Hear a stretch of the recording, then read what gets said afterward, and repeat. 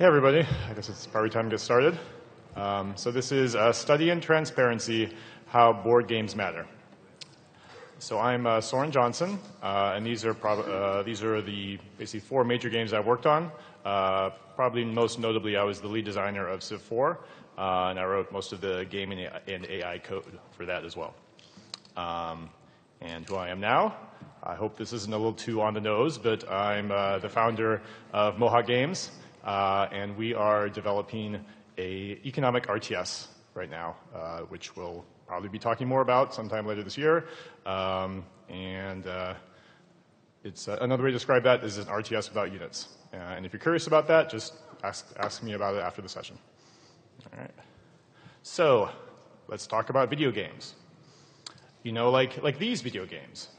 But when you see these games, do you think of video games or do you think of something else?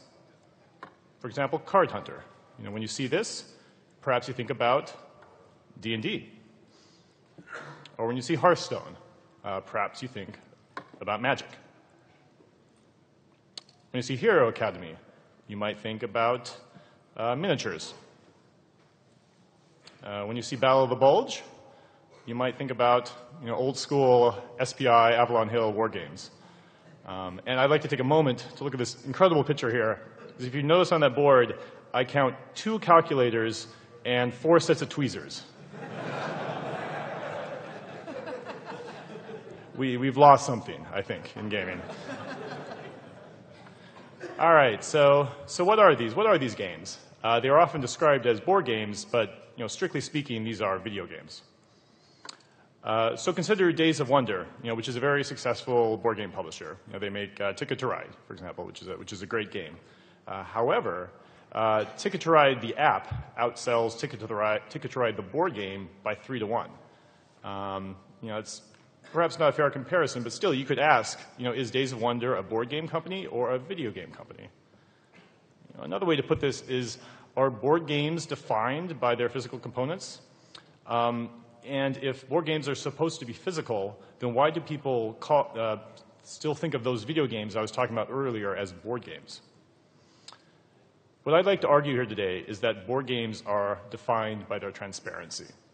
So let me talk about a few examples to clarify that point. So here's Memoir 44, and these are the dice you roll when you attack in that game. And the results are very direct. You see an infantry unit, that means you kill an infantry unit. You see a flag, that means you retreat. You see a picture of a tank, that means you can kill a tank. Here's Agricola. In this game, you have these various resource piles which build up from turn to turn. And so you have a very direct sense that you might want to grab that clay because now there's a giant stack of clay there. It draws attention, draws the player's attention. Here's Power Grid, a game which has a very transparent and simple model of supply and demand. This track here that runs along the bottom of the board, you see a bunch of sort of wooden markers. The black cubes represent coal, the brown is oil, the red is uranium, the yellow is garbage. And each of these different boxes you see represents a different price. So all the cubes that are in the far left box here are available for $1. But as players pick those cubes off the track, the price goes up. And that's represented directly by the fact that you look where the cube farthest to the left is, it's in the box labeled 2. So that means it costs $2. As you move further, it costs $3. And eventually you can get all the way to the end here, and it's going to be it'll be costing $8, and it might not even be available at all if someone decides to just buy up all of the coal that's available. Furthermore, each turn you are also adding resources back into the system, which represents supply. So every turn you're picking tiles up, or picking cubes up and moving it to the right, and then you're adding them back, moving them down to the left. So you see directly how the prices go up and how the prices go down, and it's very transparent to see how that's a direct result of player action. So thus, here we have a very simple, transparent mechanic that models the free market pressures of supply, demand, and scarcity. This is Shogun, a game that resolves its combat using this cube tower. and uses it to model the randomness of combat and also to mess with players' expectations. And I'm going to go into some depth here. So here's a look inside the tower. So you see it's got these, I'm not even sure what to call them, but sort of these floors that you insert inside the tower that have these different holes in them. And that's there to sort of randomize the process of throwing these wooden cubes into the tower and seeing what comes out in the bottom. So here's a look at it, directly from the top. And you see, it can take quite a winding path to get down to the bottom. So over the course of the game, let's say the blue player attacks the red player, moving 12 cubes against 7. So then what you do, is you take those cubes off the board. You set up the cube tower. You mix them all together, and then you toss them in the tower. Now, some of those cubes will come out, and some of them won't. And all you have to do is count up however many the cubes of the two different players, and whoever has the most wins. Believe it or not, if you remember early on, blue actually had 12 cubes.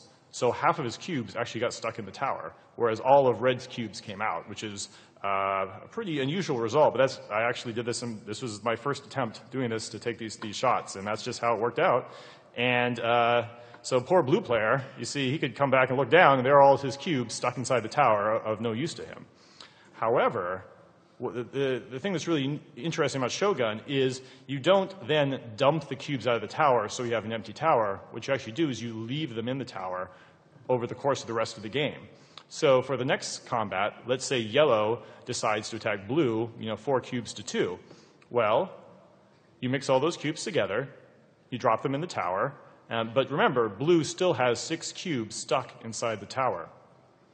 And sure enough, blue gets some of those old cubes to fall out and ends up winning the battle.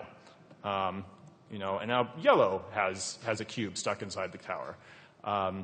The physicality of which cubes come out or stay inside creates an unpredictable but transparent combat system. What makes this system so interesting is that the players can, and of course do, peek into the tower during the game to see which player still has cubes inside the tower, which affects their decision-making about who to attack. When blue lost a very tough battle by having 6 cubes stuck inside the tower, that hurt. But the upside was that the other players would be afraid to attack blue until all those blue cubes come out of the tower. Essentially, blue gets a short-term combat bonus, which will change how everyone plays. That's an interesting mechanic, but what is really interesting about Shogun is how the simplicity and transparency of the cube tower creates all this depth in gameplay. So I'd like to talk about these two games for a little bit, Race for the Galaxy and Innovation. And these two games are both based around a set of cards which have essentially rules printed on them, but they both do it in very different ways. So when you play a game of Innovation, the board looks something like this. And you see the sort of 5 different colors for the different types of technologies. And you see the sort of the player in the bottom left. He has sort of all these cards splayed out on the table. But essentially, the sort of active technology is the one that's on the top. And that's the one that's sort of relevant to play at this specific time. And this is what these cards look like. The rules on the card are communicated as text. Thus, each card can have a completely unique power. And in a 4-player game, if you're talking about 5 active technologies, that means you could have 20 unique rules in play at any one time, which can also change from turn to turn. Now, the cognitive load of trying to understand the state of the board here is immense. A new player who wants to be competitive has to essentially force the game to a crawl to make sure each card has been read and understood. And often sort of the social cost of doing that is simply too high. And a lot of new players just, well, okay, let's just keep the game rolling. I'm not going to actually take the time to understand, all the pieces on the board and what they mean, because, I'd have to literally read these, 2 to 3 sentence descriptions on each card, and, that's just not going to work. That's going to slow the game down too much. But they're essentially just accepting the fact that they're going to be playing the game poorly, because if you don't understand, what the cards do, you're not necessarily going to be making the right decisions. Now, Race for the Galaxy is not so different. Each player can have up to 12 cards in play at once. although the cards are, each of the cards in Innovation is unique. In Race for the Galaxy, there are duplicates in the deck, so you don't quite have the same uniqueness problem. But here's the big difference. Let's look at the Race for the Galaxy cards. So you see, these cards do not have text. Instead, the designer has sort of invented this iconographic grammar to communicate the rules. So if you look closely at these cards, you'll see certain patterns repeated. Whenever you see a hand holding a card, that means you draw a card. If you see a little circle, which is the symbol for a planet, with a -1, that means it costs 1 less to colonize that planet. Red is the symbol for military, so if you see a +1 that's red, that means you get an extra military point. And here's the thing, this card here basically collects all of these iconographic rules in one place. And now, to be clear, this is actually a pretty big demand on the player to, okay, you want to play this game, you now need to learn this language before starting. However, I would argue that this is actually preferable to simply describing everything in text as an innovation, because the self-imposed constraint of a limited grammar keeps the designer from special casing, from over-designing the game. In Race for the Galaxy, there are going to be sort of these natural sets of cards, like, oh, here's some research cards, and here's some military cards, and here are some production cards. And in your mind, you can kind of group all those together and think of them in the same way. They'll have these interesting subtle variations, and there'll be hybrid cards, but you have these sort of schema or archetypes in your mind to use when you're considering what to do with these cards. In Innovation, every card is an island, essentially. There's nothing limiting the designer from doing something that's just radically different and unexpected with each card. And indeed, that's what you see with some of the cards in Innovation, because there wasn't that self-imposed constraint. The designer was able to kind of just over-design the cards and make the game very heavy and difficult to understand. They weren't committing to the advantage of having a consistent grammar. So if you think about video games, they can have their own grammars as well. In Thief, Garrett's main method of interacting with the world is via arrows, which is really its own type of gameplay grammar. The designers could, of course, come up with completely unique ways for the player to douse torches, cause distractions like fires and so on. You could have it so, Garrett could snuff out a torch with his hand, for example. However, by limiting Garrett's agency to just his arrows, the cognitive load is reduced on the player, because the player understands that he can start a fire simply because Garrett has a fire arrow. That is all the player needs to know. They just simply look in the backpack. I have a fire arrow. What do arrows do? They cause an effect on something in a distance. It's fire. I know what's going to happen when I launch it. As opposed, the player is not going to imagine a bunch of interactions that the game simply doesn't allow. He's just simply going to see these are the type of arrows available. Now I know what is possible to do in this world. So, in contrast, Call of Duty is an example of a game that has a heavily scripted single-player campaign, and it doesn't really have a grammar. Anything can happen at any time, so the player never expects that the rules can even be understood. And is basically that the equivalent of the cards in Innovation? There is no system that runs in the player's head. There isn't really something to be understood. There's just something really to be consumed. So a game's rules are what keep the player engaged with the actual game part of the game, as opposed to simply consuming the scripted content. Thus, it's very important that the rules themselves be consistent and transparent. So now I'd like to talk about Yomi for a little bit. Yomi was designed by noted fighting game player and designer David Sirlin.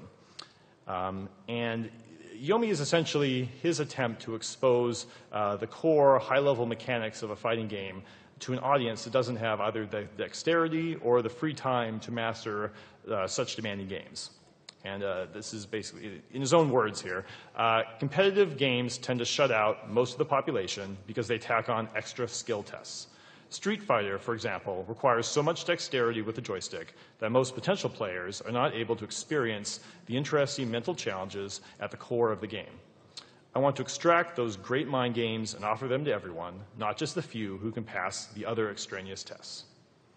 So what he did then was he made this transparent abstraction of that inner game inside of fighting games. He boiled it down to this sort of rock, paper, scissors-like simplicity. And then, in a deck of Yomi cards, each card is explicitly categorized as belonging to one of those 4 types. And I'd like to draw special attention to the graphic design here. Usually, like as in a card game like Magic, the name of the card is put up in the upper left-hand corner of a card. That's sort of almost a standard. Here, however, it's in the upper right, almost as an afterthought. What is actually important is that it's an attack card, along with the various stats for that specific card.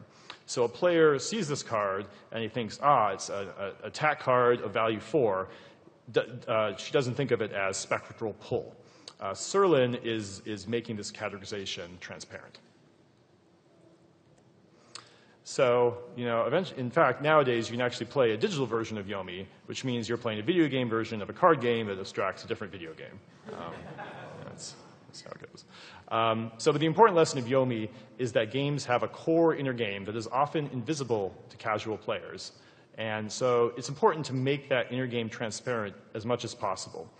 Abstraction is a great tool for teaching, which is what's necessary to bridge the gap between novices and experts. So let's talk about Magic. Magic is a collectible card game, which is notable for having a rich metagame composed of drafting and deck building. And for those of you who don't know, deck building means that you have a deck of 45 cards you bring to a Magic game, and they can be pulled from the existing world of millions, I suppose, of Magic cards. It's up to you to build your own deck.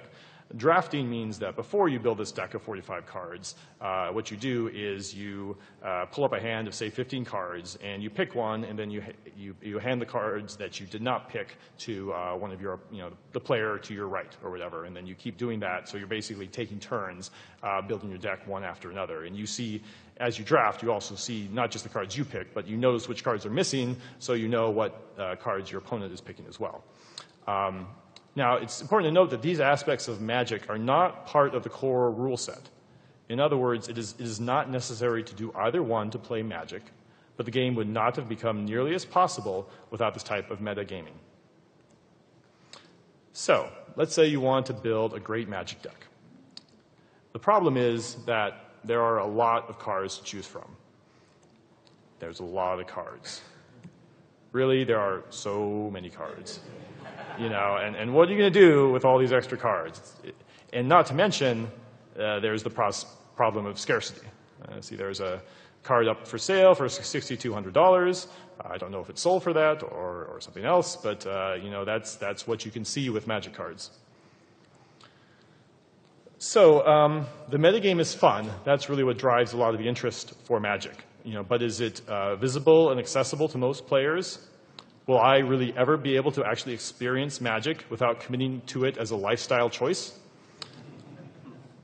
So what we've learned recently is the metagame can be an actual game instead. Seven Wonders and Dominion split the metagame of Magic between them, making each part transparent and accessible to everyone.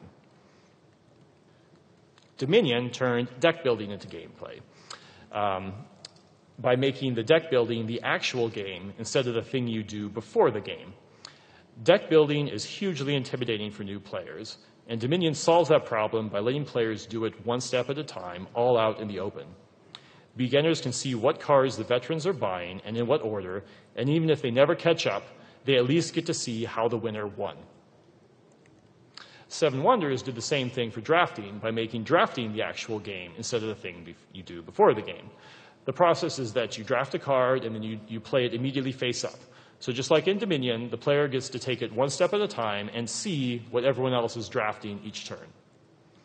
So it's a form of essentially learning while drafting. And drafting is now no longer scary. Instead, it's a transparent process. and players will much more quickly learn some of the subtleties of drafting, such as hate drafting, by picking a card that you know will hurt your opponent by not having, then rather than helping you, and then still comes out as a net win. That's something that you can pick up and feel as you're playing Seven Wonders, even though that's something that's not really a beginner strategy as you learn to draft in Magic. So the concept of making gameplay processes visible to all players raises an interesting question about something most strategy games take for granted, the fog of war. It's almost trivial to implement in a video game, and of course almost impossible to do well in a board game. So it's usually an automatic choice for video game designers to add fog of war to their games because, hey, it's this great thing that only we can do. However, there is sort of a hidden cost to fog of war in that new players don't get to see how the veterans are winning.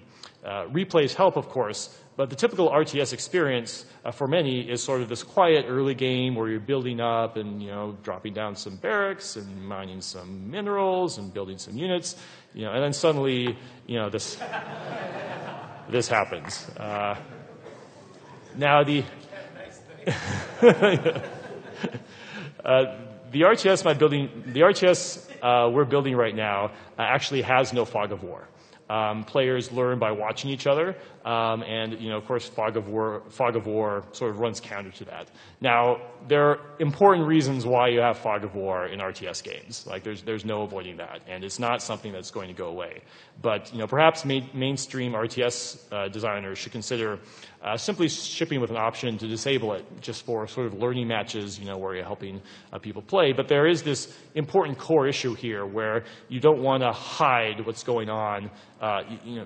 It's not necessarily a great thing to hide all of the interesting stuff that's happening in the game just for some sort of strategic mechanic, which is what you get out of fog of war.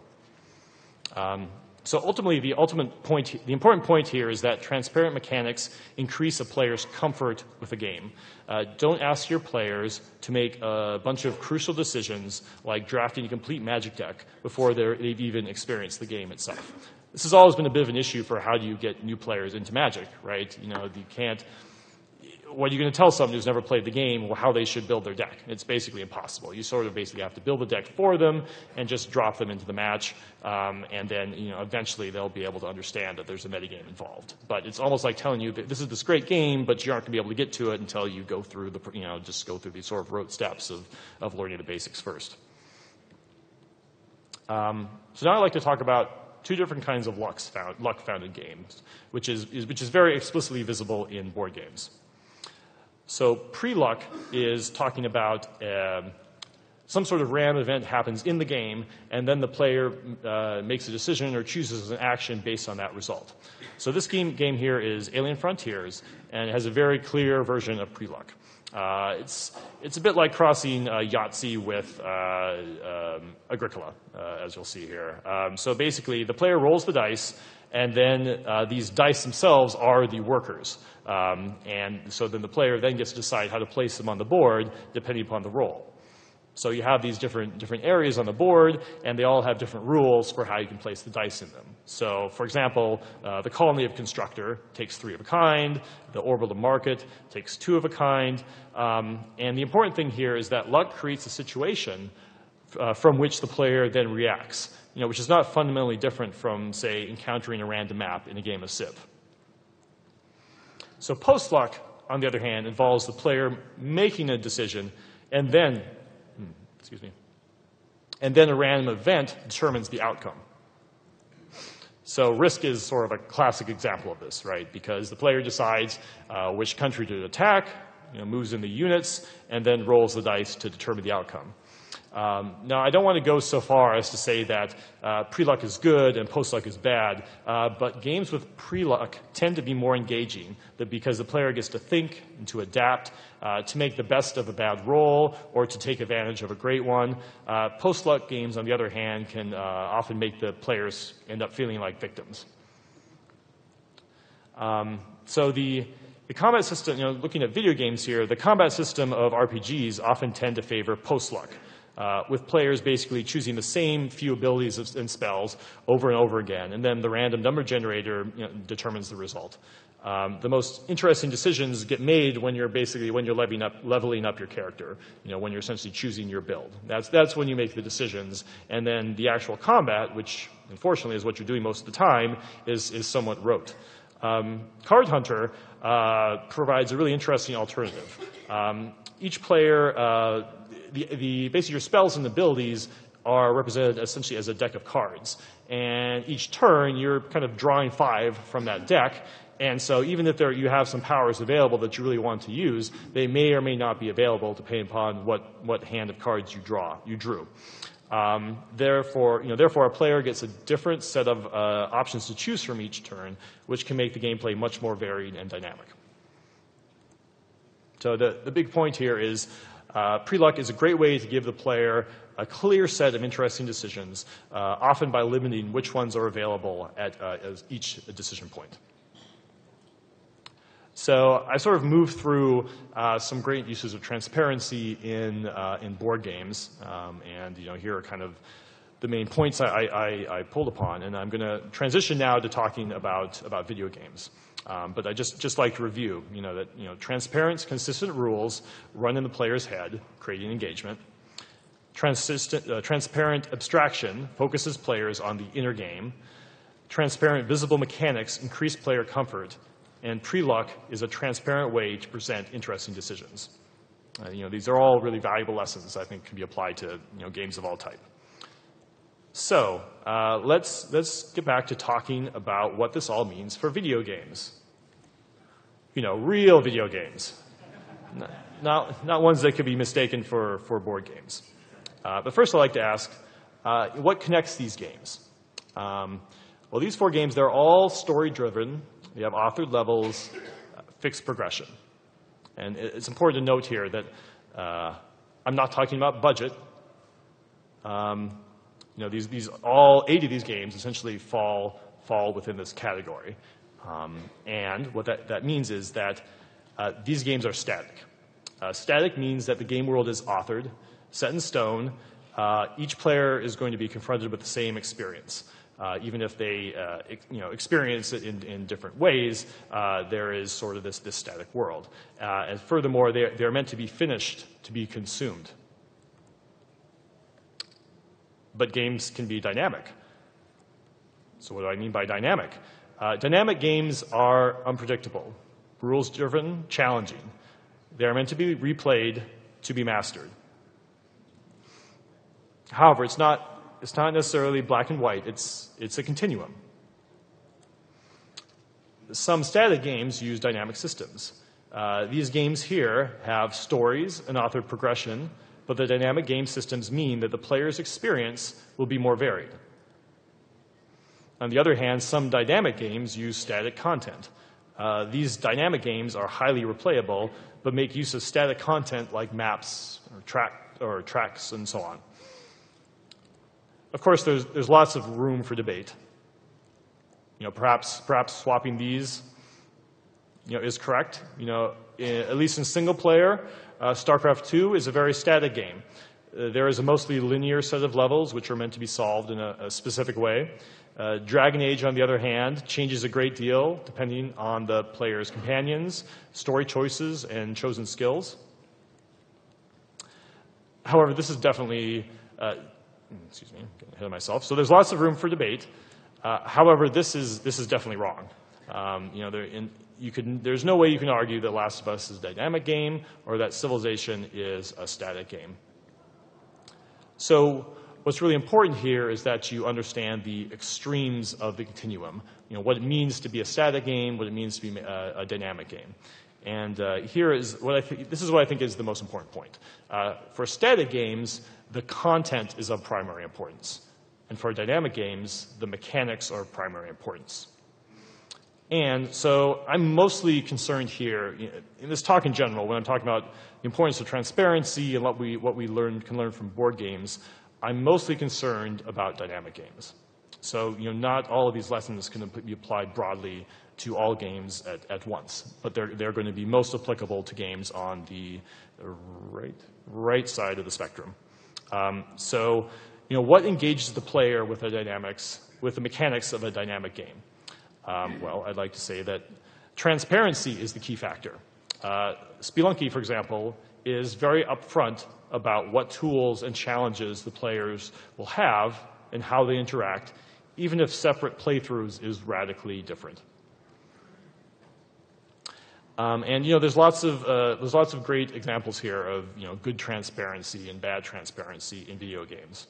So if you look at the Civ series as a whole, combat was a real mystery with Civ 1.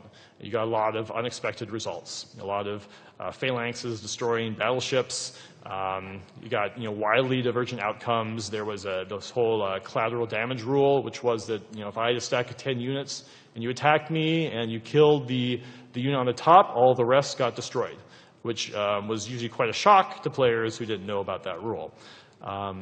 And so as the series moved forward, we moved more and more towards transparency. And when we got to Civ 4, there was sort of a key you could hit when you moused over a potential battle that would show you directly these are your odds of winning this battle. They're 80%, and these are the different modifiers for that battle. And after the battle was fought, there was a battle log you could look at, which would actually explain all the roles.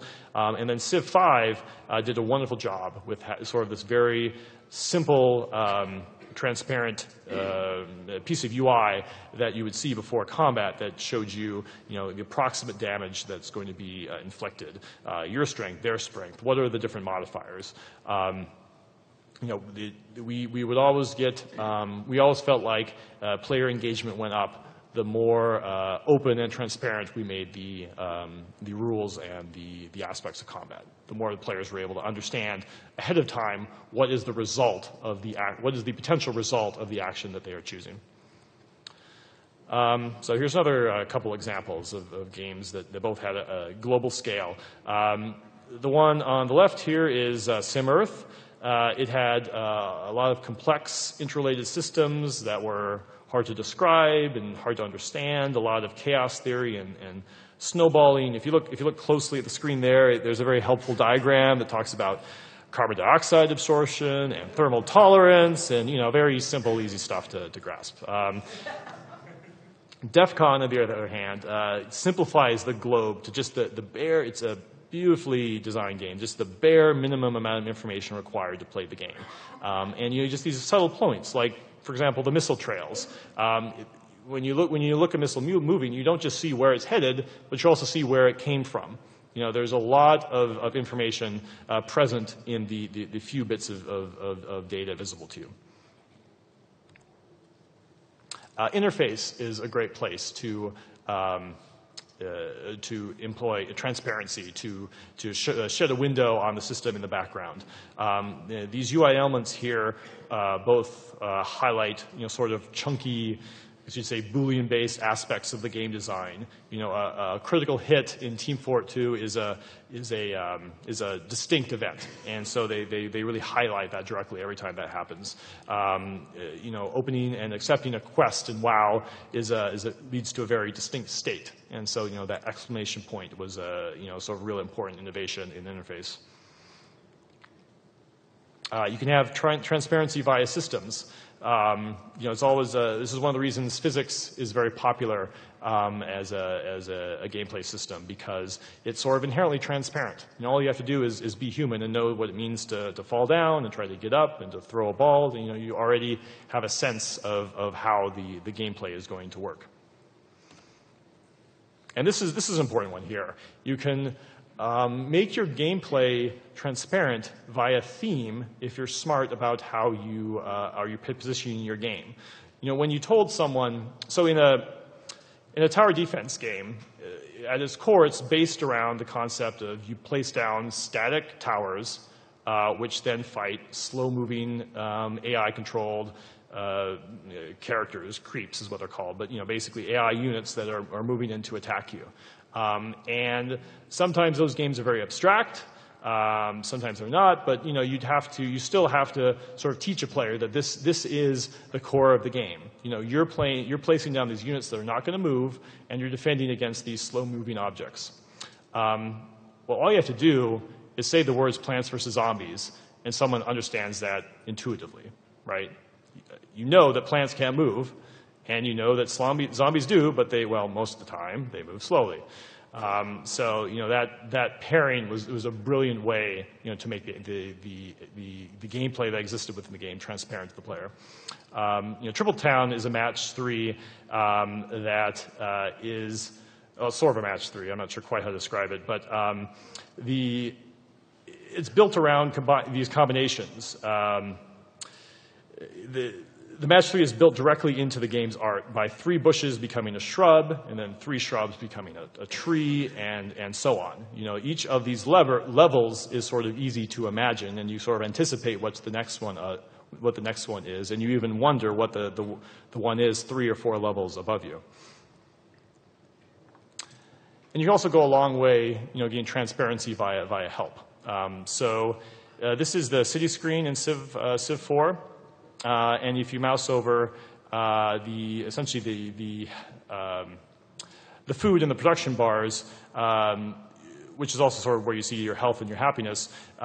In this case, I guess the player is moused over the happiness. You get this explicit breakdown of all the different factors that explain why the city has 23 happiness and 15 unhappiness. I'm not sure if you can read it, but some of those reasons are, +6 unhappiness because it's too crowded. That means there's too many people in the city.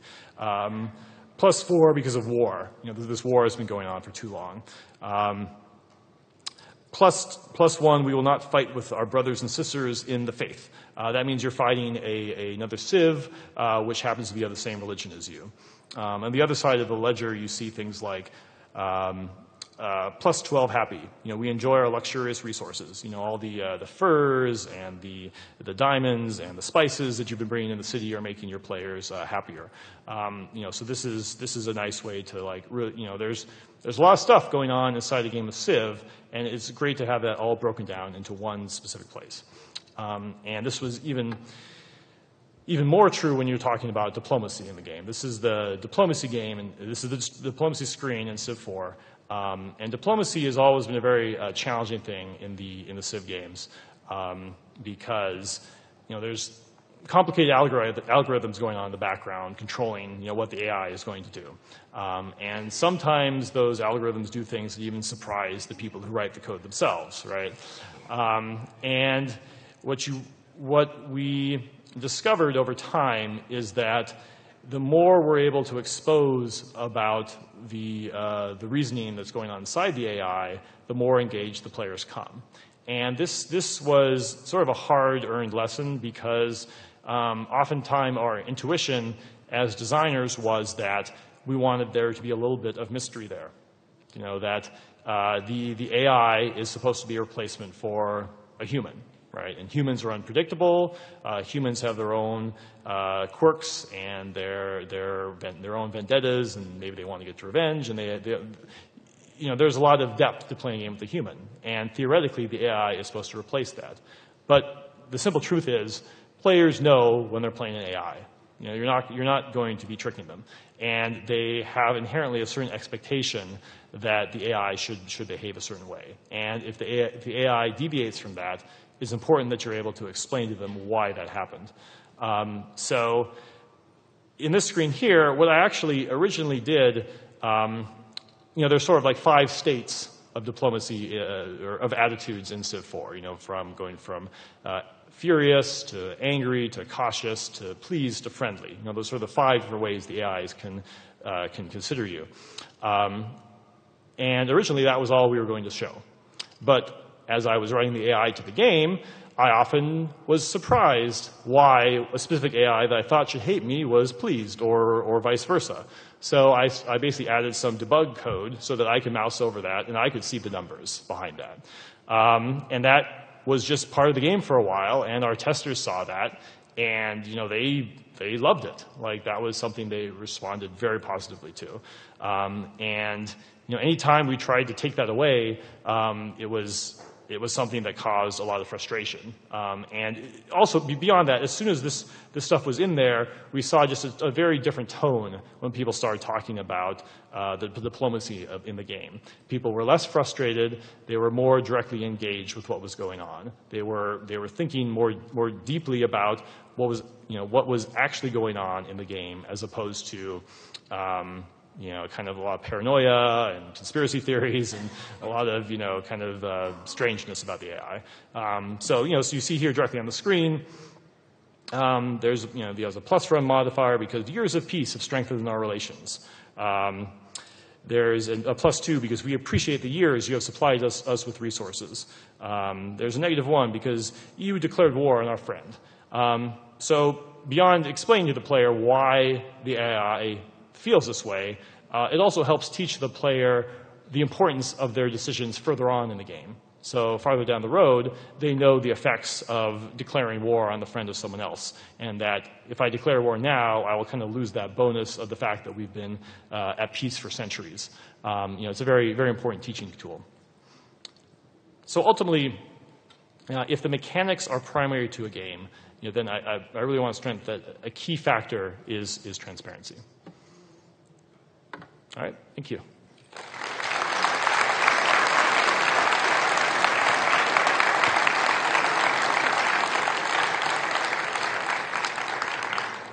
All right, I think we have some time for questions here. Thanks, good talk.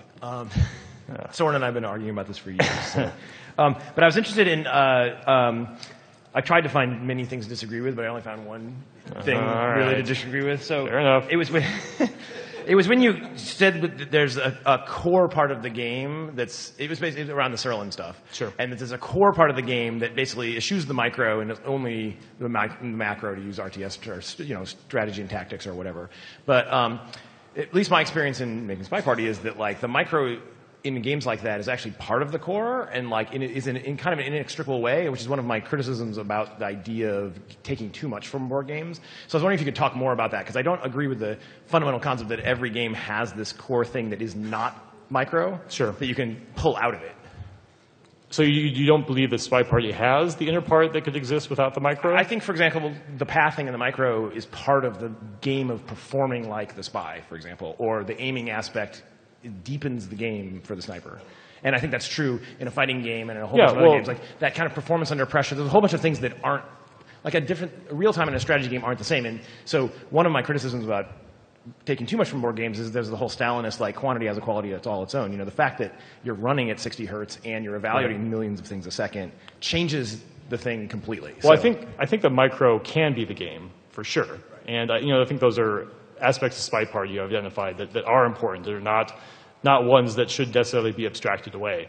I think the issue for Serlin was that having achieved a level of mastery in fighting games, he became aware of this whole other type of game that most players just never saw, right? And he wanted to expose that. And that doesn't necessarily mean that you wouldn't want to have any type of micro in fighting games. I think perhaps the issue, and I'm probably putting words in his mouth now, is that there was perhaps the micro parts of fighting game perhaps got fetishized a little bit. That's where it kept the genre kept growing. They kept adding more buttons and more combos and longer combos, as opposed to instead trying to pare that stuff down and trying to bring out this beautiful thing at the heart of the game. I think Dive Kick is an example of a game that also is sort of pushing towards that inner core of fighting games. I think there's room for both. I think that the games that really focus on the micro fighting, I think that's fine too. But maybe they should really think through what it means that is what the game is. That they're really making a fundamentally Twitch-based game, and perhaps those games should have less mind games. I don't know. That's just I'm not the fighting game expert, but. Sorry, go ahead. Yeah, I'd like to get your take on iPad ports of some tabletop games with respect to sort of information and UX design. I think of games like Stone Age and Puerto Rico, which I think have been ported really successfully, and they create, a fun experience. And then I think about a more complex game like Eclipse, in which, from my perspective, there's just too much going on, and it's too hard to actually play something like that on an iPad. Do you think that there's sort of a complexity point in terms of board games beyond which it just doesn't work in a digital format? Yeah, where I think in this early stage of the sort of transition, at this point, board games were designed just to be board games, and then the iPad came along, and now I want to play all these games I've never gotten a chance to play in real life on my iPad. And sometimes that works out wonderfully, and sometimes the UI is a bit of a disaster, either based off of execution or that the game is just simply too complicated, right? I think the next wave is people designing games aware that perhaps most people are going to be playing this game on an iPad instead of in person, or that the two need to fit together, or stuff like Battle of the Bulge, where it's made by war game designers, but they're fully committed to the iPad. I mean, that game is built to fit exactly within the iPad screen, and just makes a beautiful use of a touch interface. So I think that's what there is to be excited about in the future for mobile board games. Thank you. Oh, wow. All right, go. Hi, I have a question about Fog of War. I love your magic slides, by the way. Oh, thanks. We live in a world of YouTube and Twitch where maybe it's not too difficult to see how a good player is beating you, given that there's these avenues to see high-level play of these games that do use Fog of War. Does that make it less of a decision to actually use it? Sorry, I need you to repeat the question once. So, using Fog of War, you said a problem is it hides what your opponent is doing and possibly how they're beating you. Right. So you may not learn how to play the game. Right. But because of YouTube and Twitch, stuff like that, people can see high-level gameplay. And beyond that, I mean, StarCraft 2 did a wonderful job of bringing replays into the experience, and at the end of the game, it'll show you that direct list of all the different actions. They built 4 SEVs, and then they built a Vespian. They built on the Vespian gas, and you see the exact order that they took. So if you're wondering how you fell behind, you can kind of look at that build order and kind of imagine it. I mean, I'd say in a sense they're aware of the problem. I'm not sure whether consciously or not, but they know that they want to expose what happened in the game as much as possible, even with a Fog of War. So I mean, Fog of War is here to stay. I mean, it's one of the great things that video games does, and it's not going to go away. But you definitely shouldn't just assume that it should be there in a strategy game. That's the best way I would put it. All right. With transparency in mind, how do you approach games whose core gameplay is founded on things like hidden information or lies or betrayal, and things like hidden identity games and the like? Yeah, well, I'd like to draw a line between sort of rules transparency and hidden information, which is perhaps something I should have got into. I mean, there's a lot of great board games where everyone understands the rules, but of course they don't know what cards someone is holding, and the sort of the classic block war games, the blocks are sort of turned around, and you can't tell if that's a tank or an infantry or an artillery or whatnot. And so, that's just a great tool for game design, hidden information. There is sort of this higher level issue of some simulations, sort of the Paradox games, EU, Crusader Kings, or simulations in general, things like Out of the Park Baseball. These games are kind of built around this concept, or part of the appeal of these games is you're never quite sure what's going on under the hood. And there's no getting around that is not transparent. And transparency is not just this goal you should always aim for. It's just this important tool if you want the player to engage with a certain set of rules. So the point is that if you're making a game like Out of the Park or whatever, you should know that you're purposely making an opaque set of rules, and you should design that into the system that okay, so they don't know what's going to determine what happens in each specific game of baseball, but we should provide hints. We should have some scouts that give some bits of text to explain why players kind of behave certain ways. You just need to be very aware of what you're doing because you're choosing not to be transparent. All right. Cool. This question is kind of related, I think. So I love this talk, and I thought it was great, and it did a great job representing a point of view that I think is completely valid. Cool. But there's this opposite point of view, which questions a lot of the assumptions you were making about whether players are supposed to be comforted and supposed to be satisfied and have clarity about what they're achieving, right? And so in games, obviously, the system is the message, and a game like Sim Earth is actually an amazing game in part because it captures that idea so perfectly, And so the idea of a diplomat being represented as almost a robot kind of sends this message that's very different than what it's like to real diplomacy and real interactions with humans. So I guess the question is, have you thought, to what extent do you think, you're obviously a super smart person, and you're coming down on one side of this argument, to what extent have you thought about those dogmas and playing with the other side of that argument? Well, I like to think of it as it's a certain type of, transparency is a certain type of gameplay aesthetic, right? It's a specific way to make a game.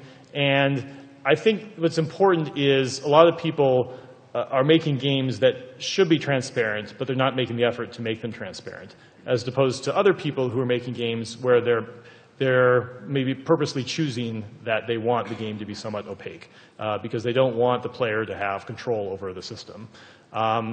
In Civ, we learned over time that our player base wants to have sort of full control and full understanding over the game. Or perhaps even that's just the gameplay aesthetic that we chose, right? I think there's a very direct contrast between the Civ series and the EU series in how they approach that. These are almost like, if you chose those two different paths, these are the type of games that you would make. And that's fine. It's mostly I'm just trying to highlight that, like I said, that you are making a choice. And there's many great games I love that are opaque, for sure. Cool, great answer. Thanks. As you're looking at making complicated systems transparent to the player, which was really useful in Civ 4, the one thing you end up with, at least in that game, is a laundry list of just like a whole bunch of individual points that the player all has to pass. Have you thought about, and this might be very domain specific to every game you're working on, how you actually visualize that, and how you maybe take more than one or two systems, like saying in Civ there's 3 guys, and how they're related and what their interconnection is, and how you actually visualize it to the player?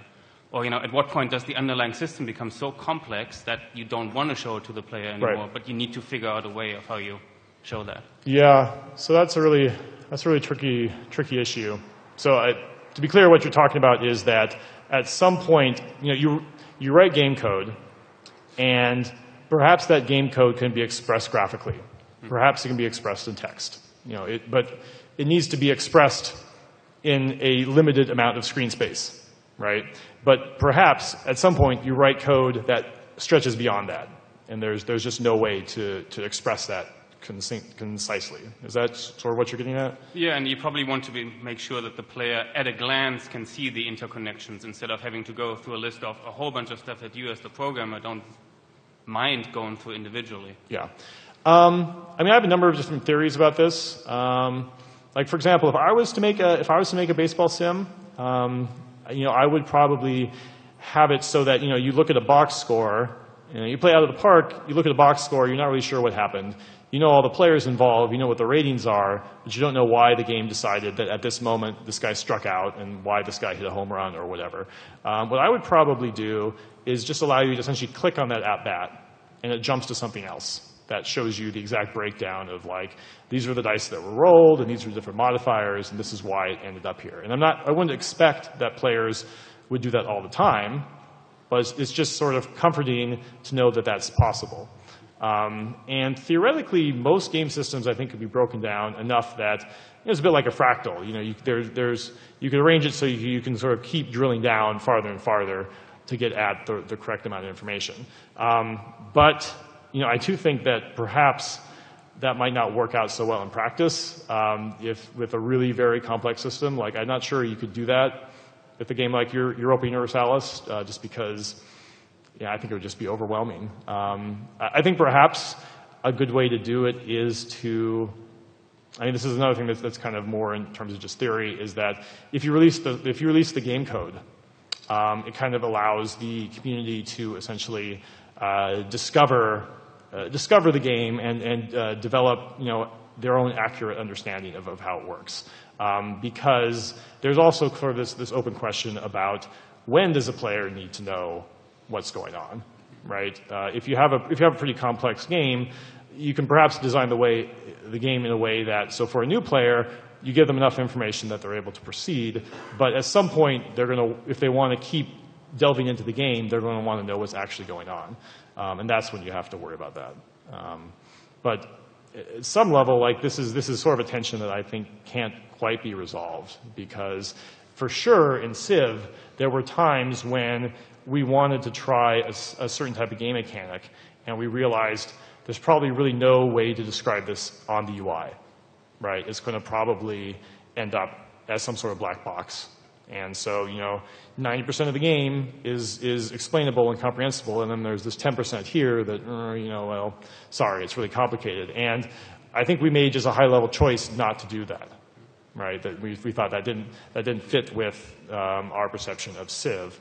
But if you really want some of those mechanics, then, yeah, I mean, it's a challenge. I'm not sure there is a total answer for that. All right, cool. So your talk seemed to be about two things: the importance of transparency in rules, making sure the rules are accessible to everybody, but also the grokkability or the understanding of the math in the game, which can be complicated. So in board games and Magic cards, you rarely see numbers and digits. Numbers go into the double digits and further. Right. But games like, let's say, Diablo, start off at level 1, very understandable. The numbers are small. But as you advance, they get into these 6, 7, 8-digit numbers that the human brain can't parse or compare easily. Yeah. I was wondering if you had any tips, tricks, best practices, anything like that, that when the numbers in RTS games or anything with sort of stat exponential growth, to rein it back into understanding for players. That's a good challenge. I mean, those games are always tough because they're sort of built around inflation, right? I'm glad I haven't had to design a game like that. That's a big challenge. I mean, I know in Civ, we always were did our best to start the first units with a strength of 1 because we knew that we wouldn't have to go up higher than maybe 25 or 30 by the time we got to the end. I think that maybe, just off the top of my head, perhaps what I would do is if you're talking about damage per second or something like that, almost have 2 different systems, one, have a color-based system, right? That this is almost like logarithmic, I guess. I'm not sure what the right math term would be, but it starts at blue, and then the next level is green, the next level is yellow, and the next level is orange and red, and each of those levels essentially maybe represents a factor of 10 or 100 or something, and then you see a specific number on top of that. So the player maybe intuitively understands, okay, I want to go up that color chart as much as I possibly can, and then within that color chart, I can kind of compare between them. Obviously, I want the higher number, but red is always better than orange or something like that. I mean, I might try something like that, but yeah, I do think that any time a game has a meaningful value that's higher than 1,000, something's gone wrong, basically. I've seen a lot of Japanese RPGs where it's they're losing, they have 90,000 hit points, and it's just that's kind of baffling to me. All right, go ahead. Is there a danger, or do you see a risk in too much transparency, in the sense that once everything's laid out on the table and once all the knowledge is there, it's possible for situations and mechanics and games to become sort of solvable, or just turn them into an optimization spreadsheet, which sort of isn't as much fun? So right. Well, it depends on what your intention is as a designer, certainly. There are plenty of games that it's not solvable in a sense. Go has very few rules, but clearly it's not solvable, right? And of course that's because there's another player involved. But what's the right way to put this? I think that Civ has a bunch of rules. They're fairly transparent. You understand what they are, but ultimately there's too many different factors going on at the same time for someone to come up with some sort of ideal answer. And that's kind of where you want to be if you're making a single-player game. And so I think that for sure that's a big issue if you're especially making a single-player game. So that's what I would be worrying about. If you're making a multiplayer game, I think that is not necessarily. You just need to see the feel. How does the game feel? There's nothing inherently better or worse about having more or less rules. Well, actually, generally it's better to have less rules. But okay, thanks. All right, I think that should do it. Thank you.